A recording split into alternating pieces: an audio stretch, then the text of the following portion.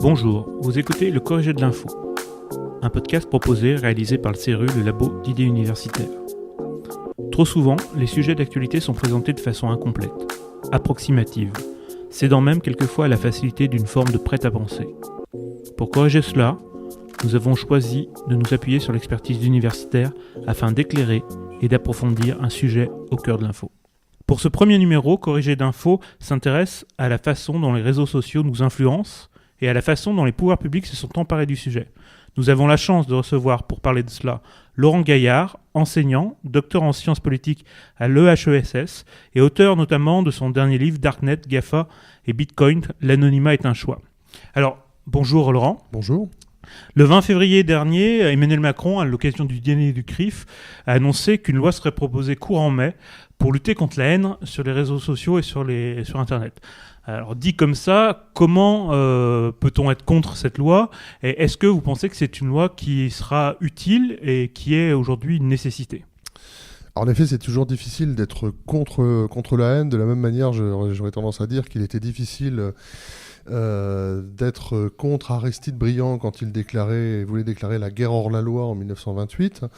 Mais les bonnes intentions cachent bien évidemment souvent des réalités plus complexes. Alors la proposition l'initiative d'Emmanuel Macron et la loi contre la haine en ligne vient s'ajouter à un arsenal législatif qui est déjà assez conséquent si on se réfère juste à la loi Guesso votée en 1990, mais on peut remonter jusqu'à 1880 en fait. Oui, avec la loi sur la presse. Oui, avec la loi sur la presse, tout à fait.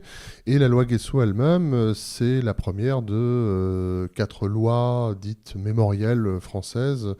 La loi Guesso concerne la négation ou la minimisation des actes commis relatifs au génocide perpétré par l'Allemagne nazie. Elle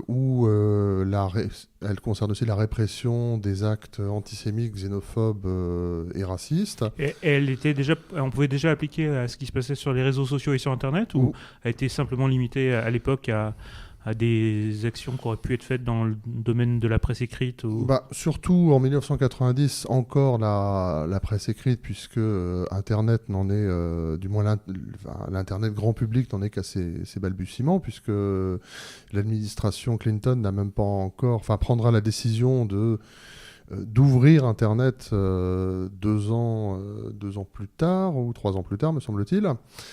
Elle forme un cadre législatif qui peut encore aujourd'hui s'appliquer au contenu en ligne, en fait, puisque ce sont des contenus, des publications intellectuelles qui peuvent tomber sous le coup de cette loi. Et par ailleurs, la loi Guesso a été complétée, par 3 autres lois mémorielles qui concernent aussi qui englobent les guerres de décolonisation, c'est-à-dire qu'à partir de je crois 1999, on ne parle plus des événements d'Algérie, mais de la guerre d'Algérie, et puis les lois concernant la reconnaissance des faits relatifs à la traite des esclaves en 2001. Et puis alors ce qui est important aussi, c'est qu'en 2003, le Conseil de l'Europe a émis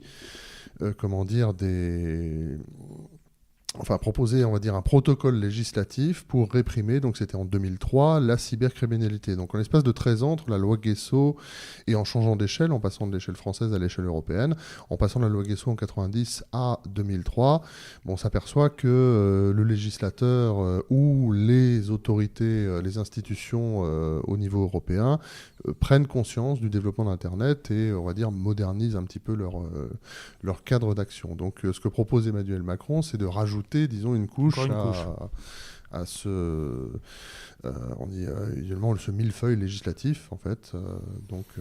Et avec une difficulté, c'est comment aujourd'hui penser qu'on puisse effectivement utiliser cette loi dans un domaine où finalement les réseaux sociaux sont pour beaucoup d'entre eux pas français. Est-ce qu'il y a une possibilité d'agir assez facilement contre eux, même si ils sont basés dans d'autres territoires ? Alors ça, c'est la grande difficulté parce que je parlais tout de suite de l'initiative du Conseil de l'Europe en 2003. C'était avant les réseaux sociaux, 2 ans avant précisément, avant que Facebook ou Twitter n'apparaissent. Toute la difficulté, en effet, c'est d'agir sur et contre des plateformes qui sont américaines pour Facebook. On va se limiter à ces plateformes puisque c'est Facebook, Instagram que Facebook possède aussi, ou ce sont les plateformes les plus couramment utilisées en France. Et ça paraît en fait assez difficile pour les autorités françaises d'agir sur ces plateformes si on considère que les autorités américaines elles-mêmes ont quand même singulièrement réduit leurs ambitions lors de l'audition de Mark Zuckerberg par le Congrès américain suite à l'affaire Cambridge Analytica. C'est-à-dire qu'à l'issue de son audition, on voit Mark Zuckerberg faire amende honorable, acte de contrition, et dire à la fin, je ferai tout, et l'entreprise Facebook fera tout pour régler ces problèmes.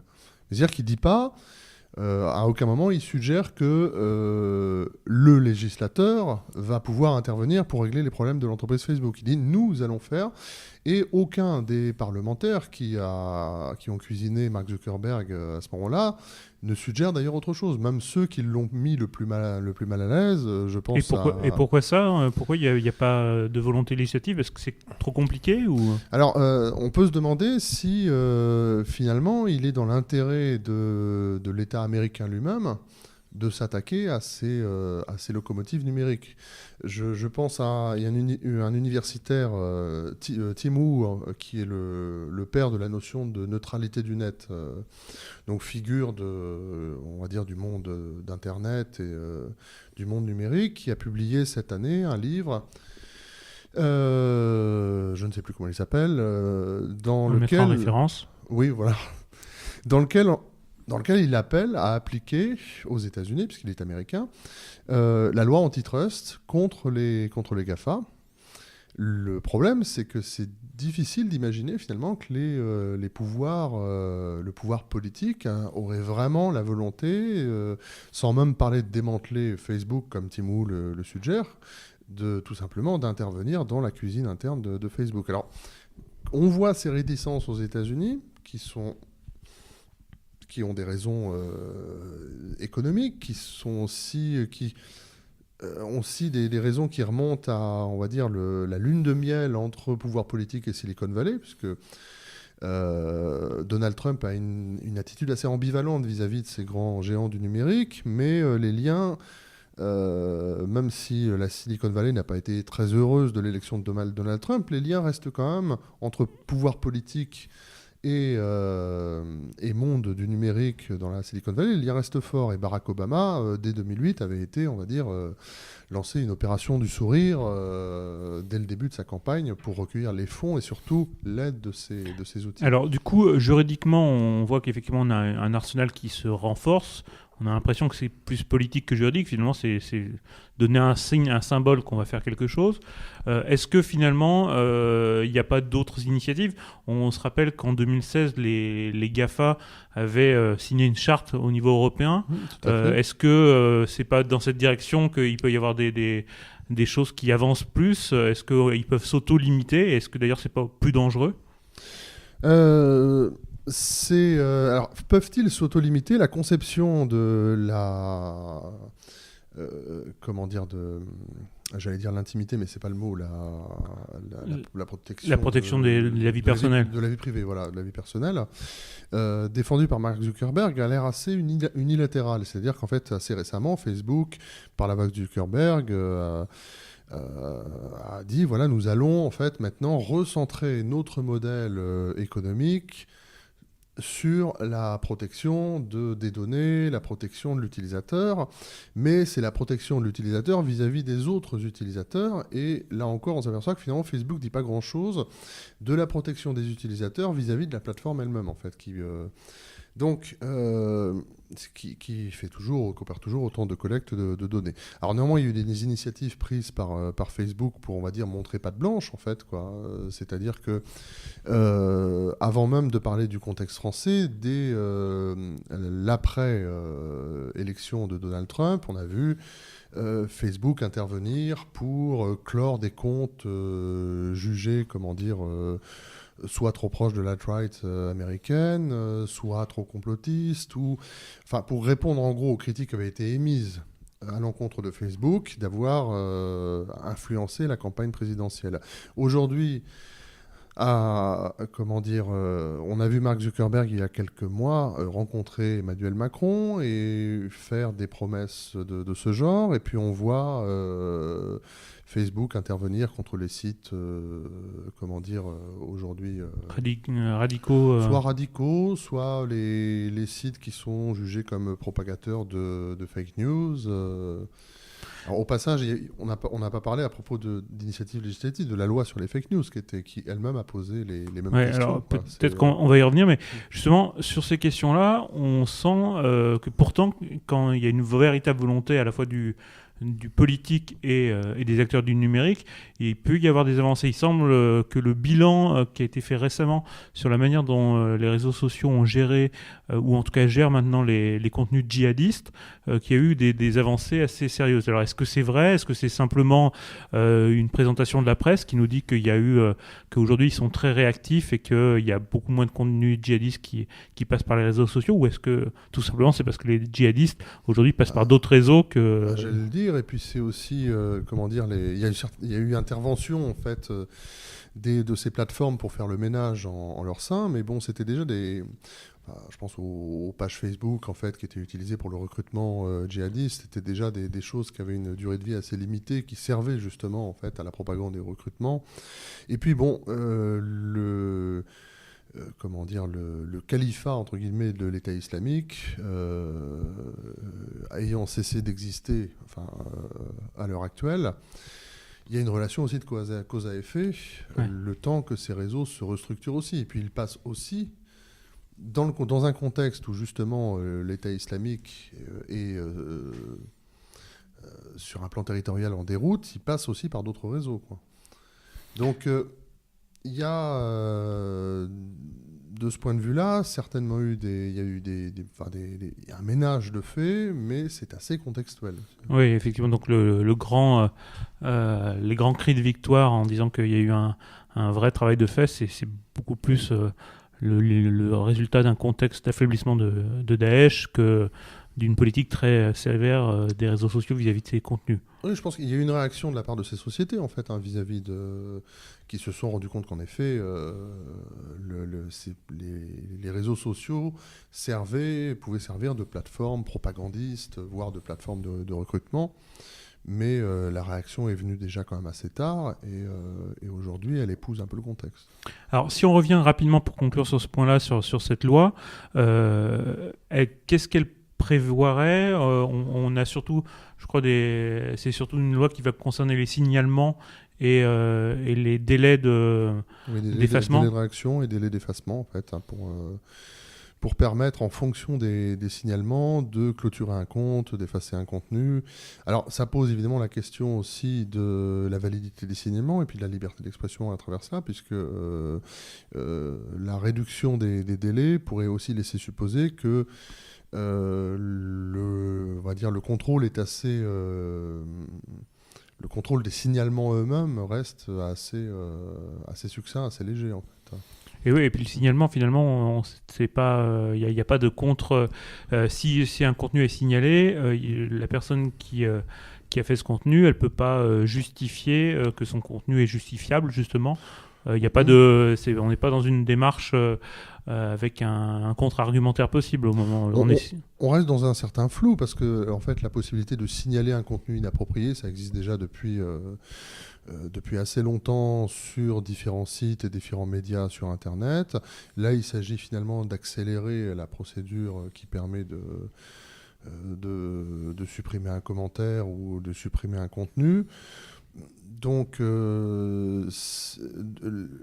là, on parle ici du niveau juridique, Ouais. en fait, quoi.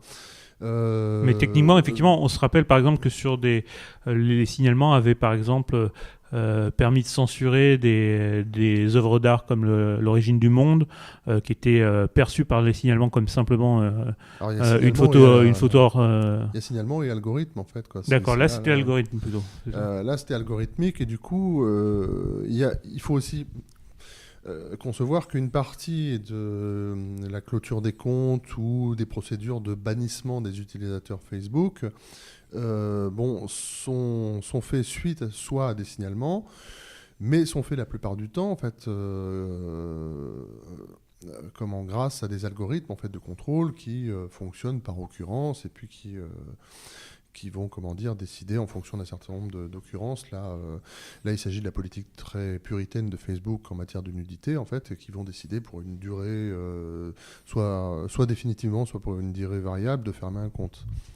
Et ça, on parle beaucoup de Facebook. Twitter, ça fonctionne à peu près pareil, ou on est sur des choses qui sont des modèles de régulation différents? Non, Twitter a un modèle de régulation différent. Facebook possède et affine en fait des algorithmes de contrôle qui lui permettent, que l'entreprise utilise de plus en plus pour contrôler, voire clôturer les comptes. Sur Twitter, ça reste quand même beaucoup plus anarchique. C'est dû aussi au format de la plateforme, au format des messages eux-mêmes, qui, même si la limite de 140 signes n'existe plus, qui restent des messages courts. Twitter qui reste un réseau social qui fonctionne beaucoup plus dans l'instantanéité et l'immédiateté que Facebook. Et qu'il est de fait aussi plus difficile de contrôler. Ce qui se passe sur Twitter, c'est encore, du point de vue des signalements, plus le fait des utilisateurs eux-mêmes, et c'est souvent sur Twitter que commencent les cabales, en fait. Par contre, ce que Twitter, en fait, tente de contrôler, ce sont les bots, en fait, sur Twitter, puisque là... Les bots, c'est les robots qui... Oui, c'est les faux comptes, en fait, qui sont... grâce à des logiciels spécifiques qui sont alimentés par des logiciels, des robots qui n'existent pas, derrière lesquels il y a personne en fait, quoi. Donc c'est là-dessus en fait que porte plus l'effort de Twitter, c'est-à-dire d'essayer en fait au maximum de fermer les comptes, les faux comptes. Et d'ailleurs, j'ai plus tout à fait le chiffre exact en tête, mais la dernière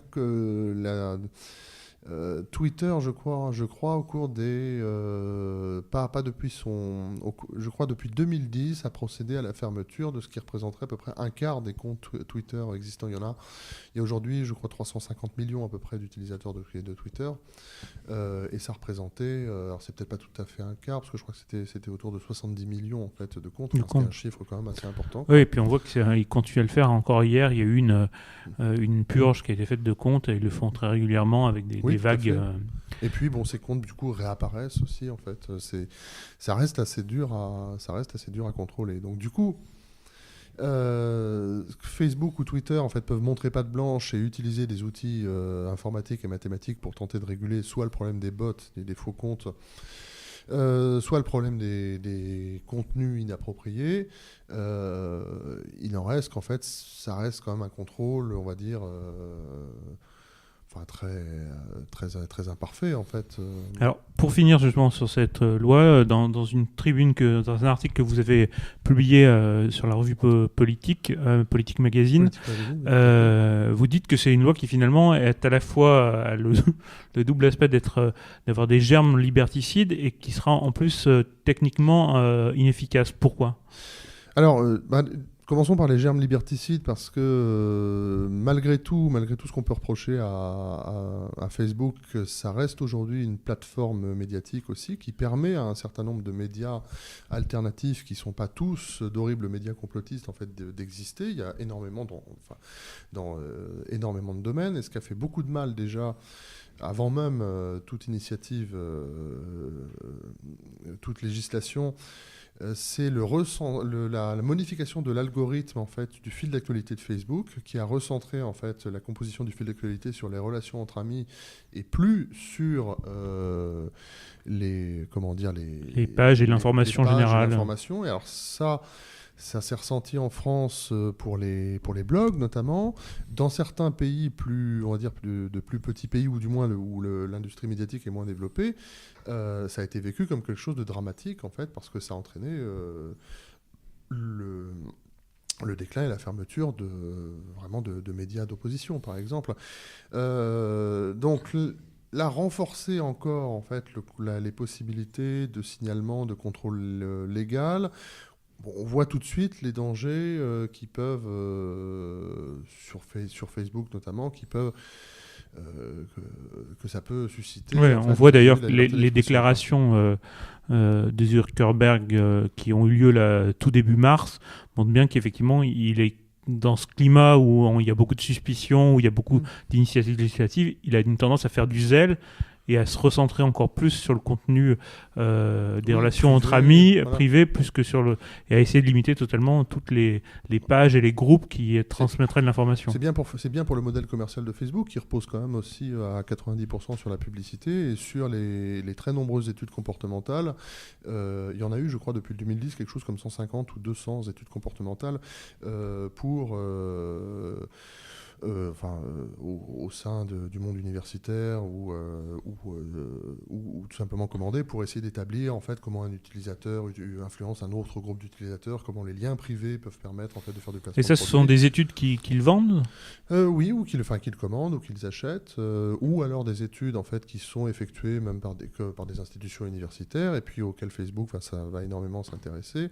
Je cite un exemple. En 2010, lors des élections des midterms aux États-Unis, Facebook a mené une expérimentation à grande échelle en incluant dans le fil d'actualité un bouton I voted, j'ai voté, et donc sur lequel vous pouviez cliquer et le bouton vous indiquait quelques exemples d'amis et leur choix en fait de vote. Et cette expérimentation, elle a permis en fait, de démontrer que la plateforme de réseau social pouvait réellement changer, influencer très largement le vote de plusieurs dizaines de milliers de personnes, ce qui à l'échelle des États-Unis pourrait sembler ne pas représenter grand-chose, mais quand on se rappelle que la différence de vote qu'avait entraîné l'élection de George W. Bush en 2000, c'était à peu près 100 000 voix, ça a un impact. Peut quand même avoir un impact. Et pour parler des études commerciales plus proprement dites, il s'agit en fait tout simplement...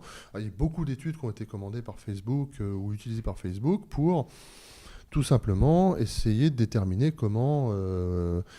les liens privés entre amis Facebook permettent d'être utilisés au mieux et optimisés, utiliser aussi les likes pour pouvoir établir des profils de plus en plus précis d'utilisateurs pour pouvoir faire du placement publicitaire plus marketing efficacement. Ciblé.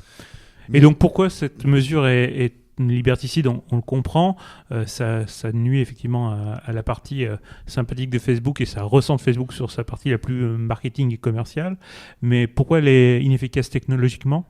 Alors parce qu'on peut la contourner en fait assez facilement. Je donnerai un exemple, c'est Facebook n'est pas ou est très difficilement accessible en Chine, par exemple. D'ailleurs, Zuckerberg a semblé faire une croix sur le marché chinois il y a très récemment quand il a dit « Nous ferons attention à ce que nos serveurs ne soient pas implantés dans des États qui ne respectent pas les droits de l'homme ».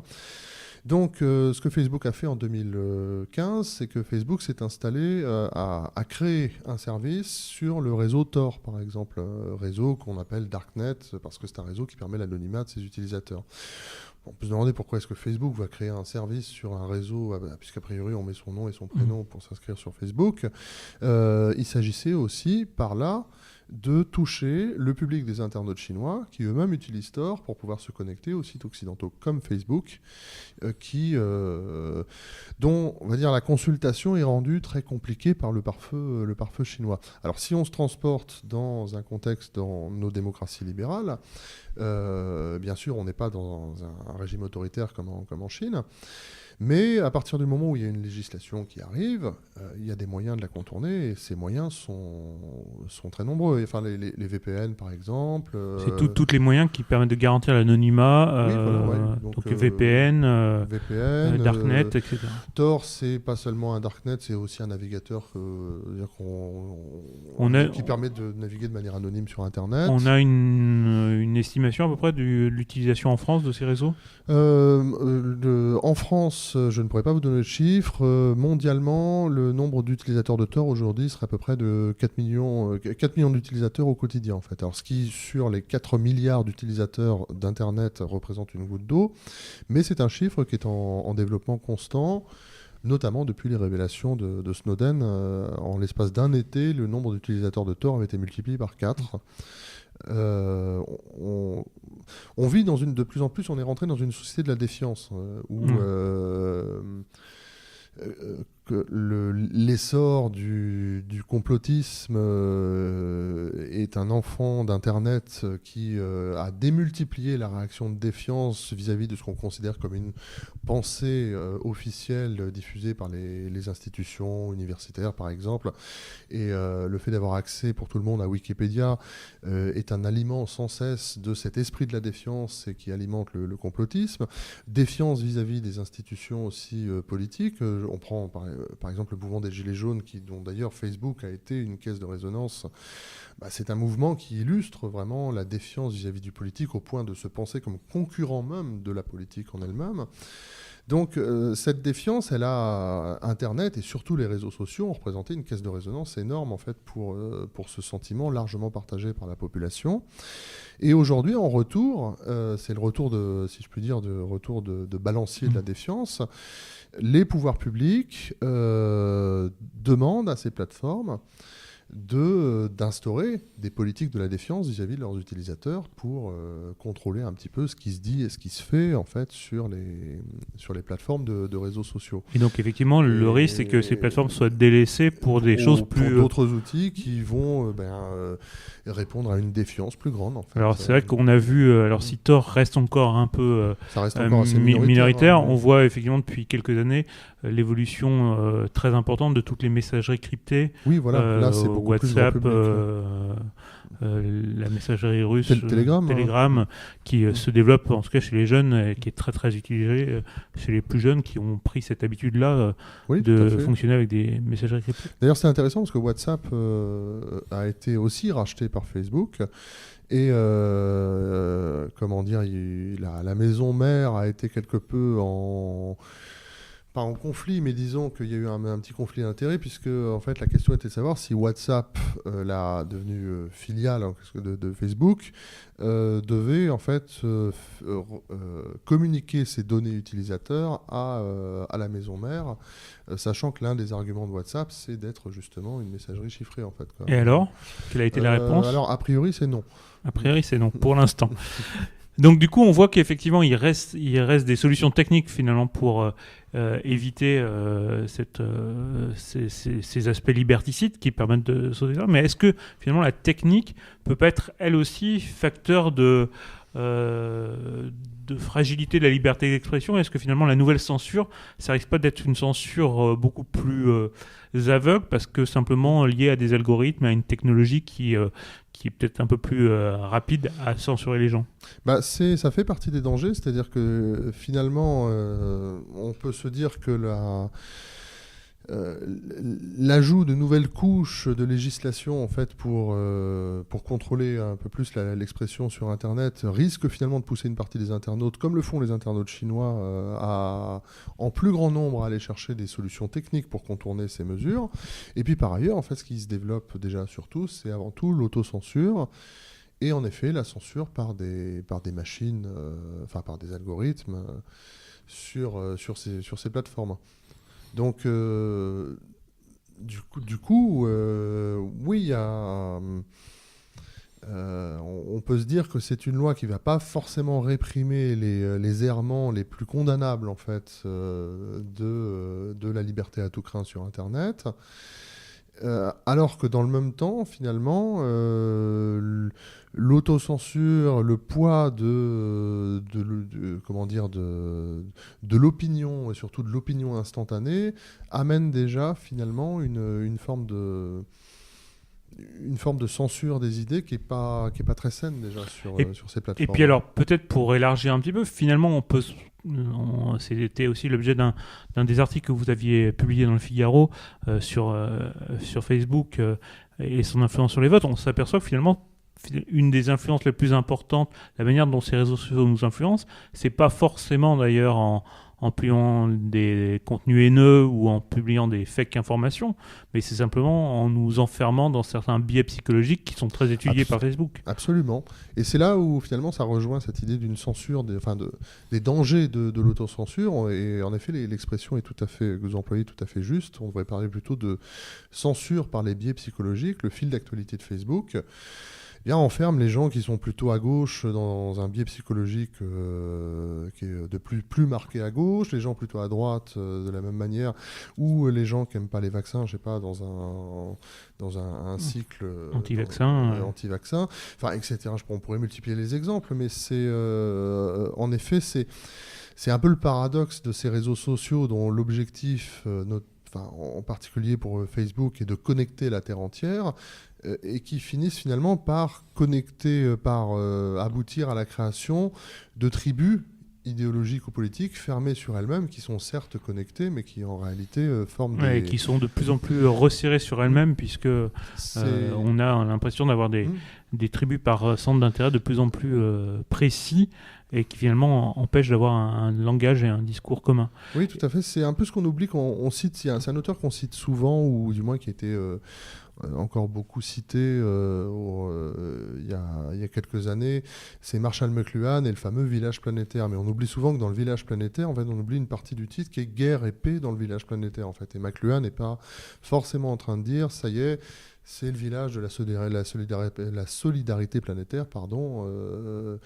Non, ce qu'il voit arriver aussi, avec un sens assez prophétique, c'est c'est l'avènement d'une opinion publique mondiale, certes, mais surtout de risques de fragmentation. Et là, aujourd'hui, on pourrait parler presque à la fois de balkanisation du corps social, voire même de balkanisation de la pensée, en fait. Oui, c'est effectivement. Alors, pour le coup, McLuhan disait aussi que le message, c'était le média, et là, il avait été totalement lucide, puisqu'on s'aperçoit que finalement les réseaux sociaux ont modifié la manière dont on communique entre nous, donc la nature des messages et la nature dont on s'engage en politique, et ça peut-être, alors c'est aussi des choses que vous avez un petit peu évoquées dans certains de vos travaux. Comment on peut finalement aujourd'hui, pour conclure sur cette question-là, quelle est la réelle influence finalement des réseaux sociaux, de quoi doit-on se méfier, de quoi doit-on peut-être aujourd'hui aussi d'ailleurs saluer les réseaux sociaux comme une opportunité? Qu'est-ce qu'il faut regarder? Parce qu'effectivement, on s'aperçoit qu'ils ont une masse de données très importante, que ces données-là, ils l'utilisent pour bien nous connaître, pour quelquefois d'ailleurs mieux nous connaître que nos proches nous connaissent. Et cette connaissance-là, comment ils l'utilisent, et est-ce qu'il faut s'en inquiéter? Alors, il y a plusieurs questions dans votre question. Je commencerai par la question finalement de l'engagement et des possibilités ou des non-possibilités d'engagement qu'offrent des plateformes comme Facebook. Il y a, d'un côté, c'est l'engagement à la carte. C'est l'engagement politique par procuration à travers des micro-causes, je dirais plutôt des micro-actions ou des actions virtuelles pour servir de grandes causes. Le philosophe américain Mark Lilla, dans un ouvrage récent où il analyse le naufrage des démocrates, notamment face à Trump, parle de modèle d'engagement Facebook. C'est-à-dire qu'en gros, il dit, voilà, quand je vais sur la page déjà du site du Parti républicain, lui-même est plutôt démocrate, il dit, voilà, je trouve 11 propositions très claires, tandis que quand je vais sur la page du Parti démocrate, c'est une foule de menus déroulants dont chacun correspond aux revendications d'une minorité en particulier, et on a plus l'impression d'être face à la Yougoslavie au moment de sa dislocation qu'à la page d'un grand parti américain. Et donc, il dit, voilà, c'est un exemple de l'engagement Facebook. Finalement, chacun va s'engager un peu à la carte dans une cause à un moment donné, et puis on peut ensuite passer à autre chose. Avec une logique très court-termiste, souvent. Avec une logique très court-termiste. Et puis, il y a un contre-exemple à ça qui reste, pour moi, les gilets jaunes, en fait, puisque là, par contre, Facebook a représenté un outil qui a quand même servi à très rapidement fédérer, on va dire, des mouvements qui étaient au départ des mouvements locaux, qui étaient des mouvements qui étaient plutôt destinés à être isolés les uns des autres. Et finalement, en fait, là, on a vu la puissance de mobilisation. Alors, pas de mobilisation, d'ailleurs. C'est pas une puissance de mobilisation, c'est une puissance, là, justement, c'est de structuration. De structuration, voilà, exactement, d'un mouvement qui s'est servi de cette plateforme pour pouvoir communiquer de manière plus efficace et faire communiquer entre eux des groupes qui ont pu se structurer. Et les Gilets jaunes sont un exemple récent, mais on peut citer d'autres exemples. On a beaucoup pris en exemple les printemps arabes, notamment ce qui s'est passé après l'immolation de Mohamed Bouazizi en Tunisie en décembre 2010, et la manière dont ça s'est répandu comme une traînée et de poudre. dont ça se passe peut-être actuellement là en Algérie. En Algérie, oui, tout à fait. Puisqu'on a l'impression d'ailleurs qu'il y a une forme de mimétisme avec le mouvement des Gilets jaunes, puisque j'entendais certains Algériens parler maintenant d'actes en disant c'est le 3e acte, on se réunit le vendredi, alors eux c'est le vendredi plutôt que le samedi, mais effectivement avec aussi cette volonté de marquer des actes intéressants. Mais alors le problème, c'est que ça permet de structurer un mouvement, mais est-ce que ça permet de structurer en termes organisationnels un mouvement, mais est-ce que ça permet de le structurer en termes d'objectifs et de pensée? Ça, c'est beaucoup moins évident, puisque, bon, on le voit avec les Gilets jaunes, ça peut être le danger qui guette actuellement le mouvement d'opposition algérien aussi. Et du coup, souvent la critique qui est faite dans ces mouvements, dans cette forme d'engagement, c'est une critique d'avoir été influencé, alors soit influencé par des forces extérieures, soit influencé par les algorithmes même des réseaux. Qu'est-ce que vous pensez de ça? Est-ce que ce risque-là est vraiment important? Disons qu'il existe aujourd'hui, c'est difficile de le quantifier. Si je reprends l'exemple des Gilets jaunes, on a entendu beaucoup de choses. Des gens disaient qu'il y avait la main des États-Unis en fait, derrière le mouvement des Gilets jaunes, la main de la Russie. Bon, il est certain qu'à un moment donné, dans une situation potentiellement déstabilisatrice, une puissance ou des puissances étrangères peuvent être tentées de tirer en fait les avantages de la situation, sans pour autant qu'on puisse dire qu'elles l'ont provoqué. En tout cas, les réseaux sociaux sont aujourd'hui une part déterminante de ce qu'on appelle le soft power, c'est-à-dire la capacité d'influence, tout simplement. Là-dessus, il faut peut-être distinguer d'ailleurs le soft power de ce qu'on pourrait appeler la cyber-influence aujourd'hui. La Russie, par exemple, n'a pas un soft power vraiment développé. Par contre, alors, on peut peut-être rappeler un tout petit peu le concept même de soft power. Le soft power, on pourrait le résumer en disant que c'est la puissance culturelle, si on peut dire les choses comme ça. C'est-à-dire Joseph Nye, c'est ça? Oui, tout à fait. C'est-à-dire la capacité à exporter un modèle ou à faire de son modèle de société ou d'un modèle culturel à travers différentes productions culturelles. Ouais, pendant très longtemps, on donnait Hollywood comme le symbole même du soft power. Voilà l'exemple type du soft power. Aujourd'hui, on peut dire que la Chine a un soft power, la France aussi a un soft power, le Japon également. La Russie, c'est un peu moins évident. Alors, je ne veux pas donner l'impression aux auditeurs que je tiens pour quantité négligeable Dostoïevski ou Gogol, mais en termes de soft power contemporain, disons que la Russie n'est pas forcément l'État le mieux placé. Par contre, elle dispose d'une cyber-influence parce qu'elle dispose, et elle a pu le démontrer dans un certain nombre d'occasions, d'une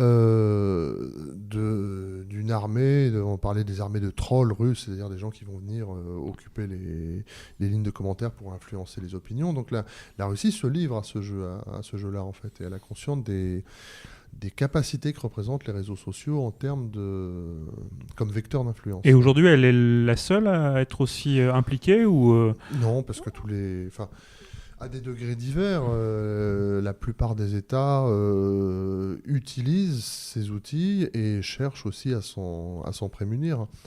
Ouais, on a l'impression que la France, en tout cas dans les discours, c'est que c'est juste dans les discours, en l'occurrence une cyberinfluence qui est que défensive.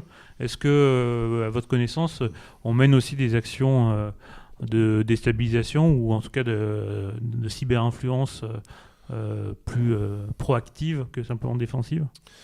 La France, ou en tout cas les internautes français,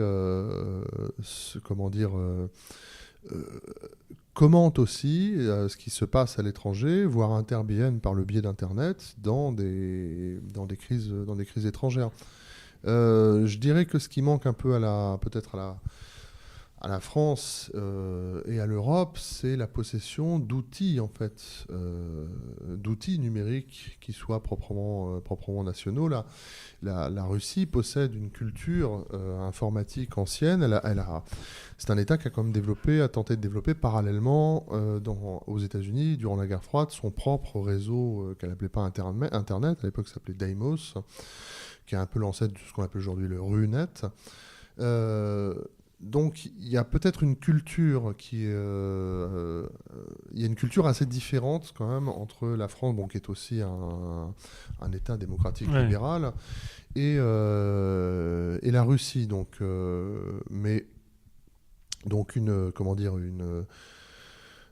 Les formes d'ingérence, disons, ou de tentatives d'ingérence vont être un peu différentes.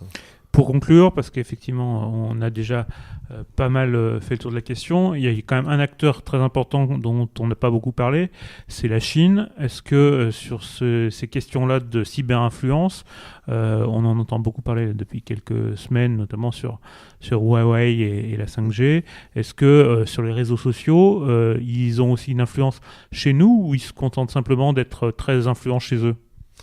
Non, les Chinois sont très influents déjà à travers une chose qu'on peut évoquer, c'est la diaspora chinoise, en fait, qui est la plus importante, numériquement la plus importante du monde, et qui est un véritable relais culturel. Donc avant même, en fait, d'être présent sur les réseaux sociaux des autres, la Chine exerce une forme d'influence culturelle à travers sa diaspora. Disons qu'elle est l'autre mode d'action, on va dire en termes de, si on peut appeler ça comme ça, j'ai une certaine répugnance à employer le terme de cyberguerre, parce que je trouve ça un peu outré, mais bon, on va dire cyberconflit, quoi. Mais c'est aussi à travers, mais c'est une autre question qui nous ferait du temps pour développer, le piratage informatique. On a vu qu'il y a quelques semaines, une attaque pirate d'une ampleur encore, surtout d'un mode opératoire encore assez inédit à intervenir, et on soupçonne l'Iran ou la Chine d'être derrière. La Chine, disons, bénéficie d'un écosystème Internet à la fois très développé et relativement fermé. Donc, on va dire que au niveau, on va dire purement au niveau des réseaux sociaux ou des outils de communication de ce type. C'est pas là leur point fort pour mener... c'est leur point fort chez eux. Fait, parce qu'il y a quand même presque 750 millions d'internautes en Chine. Et des plateformes dont la puissance en termes de nombre d'utilisateurs n'a rien à envier aux GAFA actuels. Donc là où les Chinois utilisent de manière assez intéressante les réseaux sociaux, justement, c'est la maîtrise des fuites pour,